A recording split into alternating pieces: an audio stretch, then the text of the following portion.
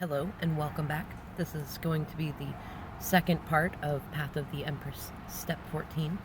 And in this one, I really want you to take a deep dive into patience and impatience, which is another meaning of the Temperance card, and definitely something a lot of us need to work on. And recognize also there are many sides to this. So most of us, at least in the collective that I work with, we've actually been, I want to call it like hyperpatient, right? Like we were often raised in codependent environments where it was, you put your own needs last and you put your loved one's needs first all the time. And you don't speak up when you have a problem, or if they're doing something you don't like, you bite your tongue. That's just as much a problem as being so impatient that you're constantly like, but I want it now, now, now, now, now.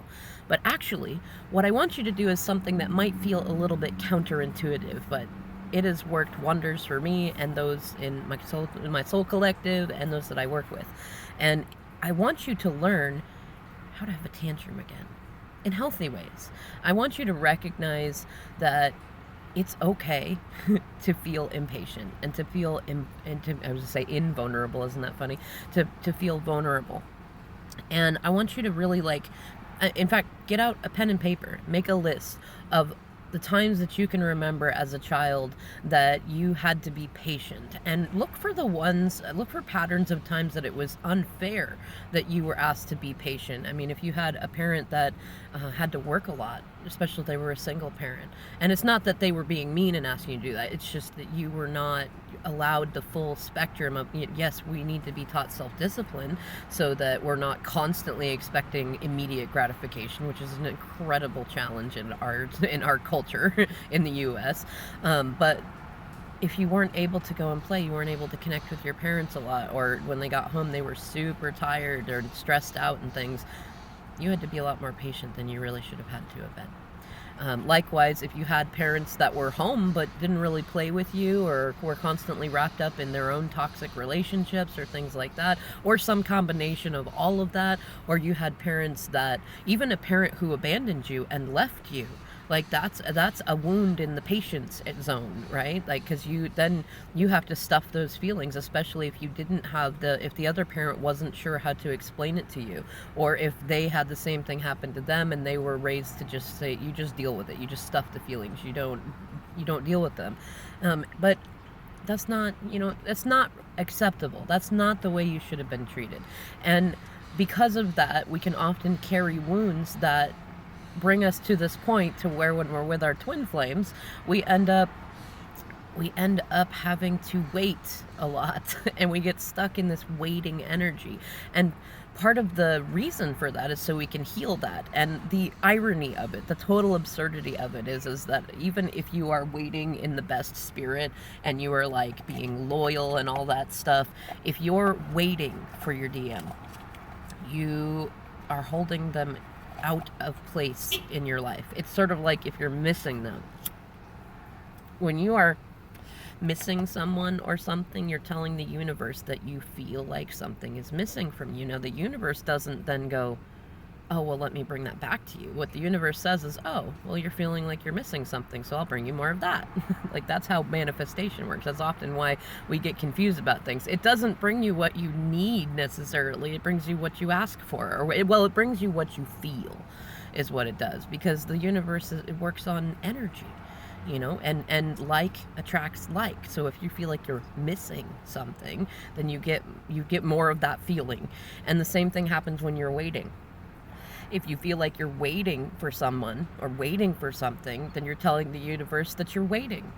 And the universe is like, okay, I'll bring you more of that.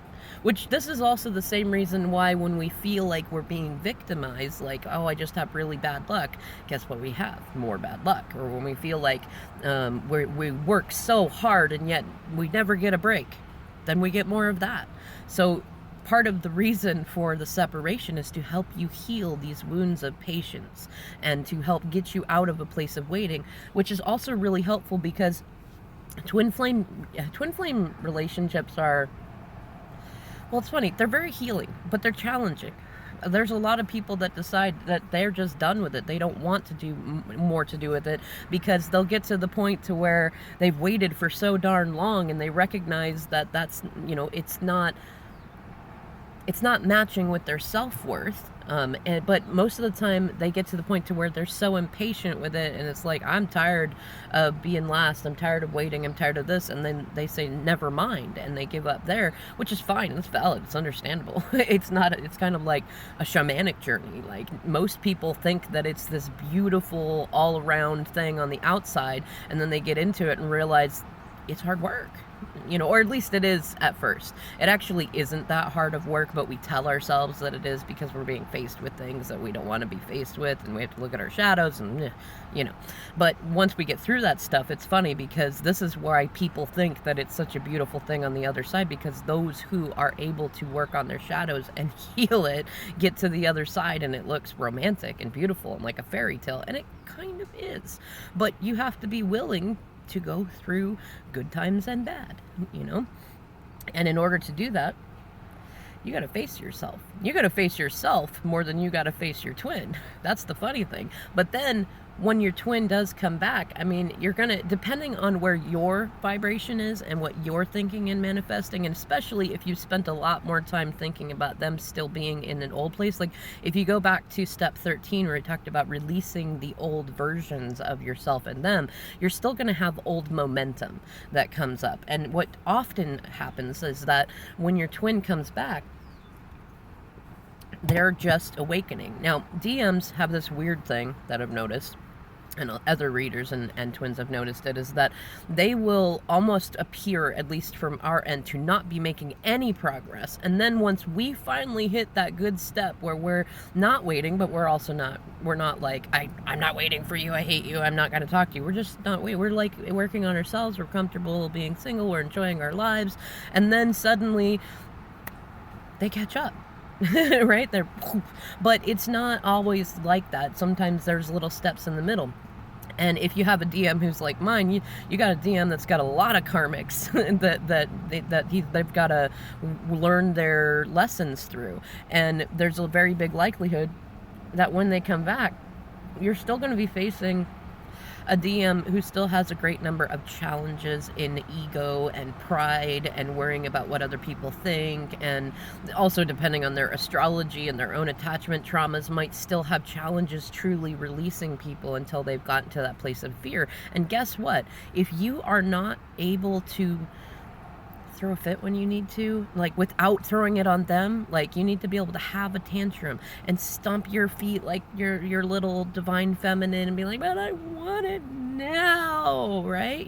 Just like have that tantrum, and have friends in your soul tribe and people you can connect with that you can have those little tantrums with, or have them by yourself. If you can't do that stuff, you're going to be right back where you started, and then you're actually going to continue being an impediment to your DM's healing, and they're going to sense that from you, and they're not going to want to come and be around you when they're going through their healing process. You can actually set your timelines back incredibly if you've not worked on your own stuff there. Now, that doesn't make you responsible for their healing, but it can help you manifest union sooner if you are in a place where you can be grounded and rooted and comfortable, and you can communicate with them like, all right, I know you gotta work on this, and you have all these karmics and stuff, and I can admit I don't like it, I don't want it, I want you to be my DM now, but I'm okay with that. I got stuff to do.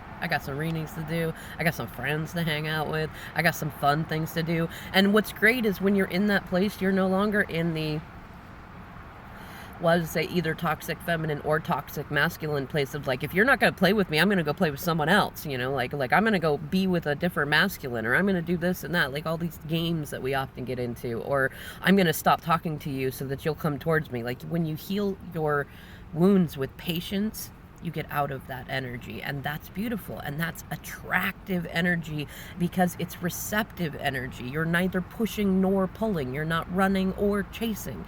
You're just comfortable.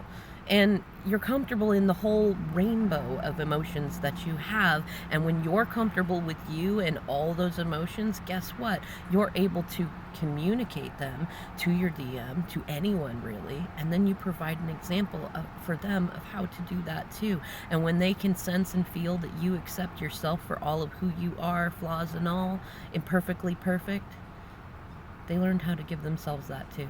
And they know that you will accept them in those ways too. That's the way it works. All right, I'll see you in the next part of this video.